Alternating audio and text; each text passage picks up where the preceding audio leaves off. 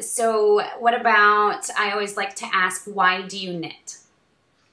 Uh, I feel like I don't really have a choice, honestly. Like, I feel like not knitting is not really an option for me. It's just, I feel like I always have to be doing something with my hands, and it's so therapeutic and it's so satisfying when you have that finished Right. project. Hmm. I enjoy the process, and then when you finish something and you can wear it, it's just really exciting. Yeah. But, at this point, I don't think that I could stop knitting.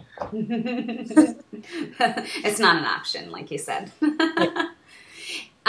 Okay, how about what's been one of your knitting disasters, or in your case, it could be like a yarn dyeing disaster? I think my biggest knitting disaster was when I decided I was going to make myself this poncho thing that was going to have like two front panels and then like the back would be one piece. And I don't know what happened, but I completely misgauged the size. So by the time that I put it on, it was like hanging down below my knees. So it was pretty bad. Oh no, and you must have used so much yarn. Did you end up frogging that project? I frogged about half of it, Hmm. and that was like 2 years ago, and it's still Still sitting in sitting. my in progress pile because I was so traumatized. Yeah. Um, so one day I'll finish it, but it's still in the naughty pile. Yeah. So you also, outside of yarn dyeing, you do design as well.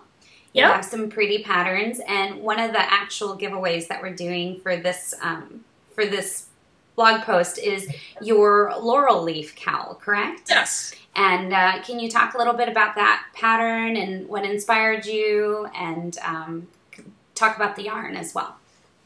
So I actually have it right here. I wonder if it's going to show up or if it's a little too dark. Can you see the leaves? Yeah, you can see it. It's beautiful. Um, so this was one of those projects that I didn't necessarily, come out with a game plan. I just decided that I wanted to make something with leaves. And so I did. I played around with the proportion of the leaves because I wanted them to have, like a nice shape. I didn't want them to be too skinny or too rounded. And I wanted them to, kind of go in that direction as opposed to being knit up. So it's grafted in Yeah, the right. back. Um, and the yarn that I'm going to be giving away for my new colorways Ooh, called beautiful. Rose Bush. So it has these like, deeper pinky red colors, Hmm. some lighter pink, and the green. And I think that'll work out pretty nicely. Yeah, that'll be beautiful.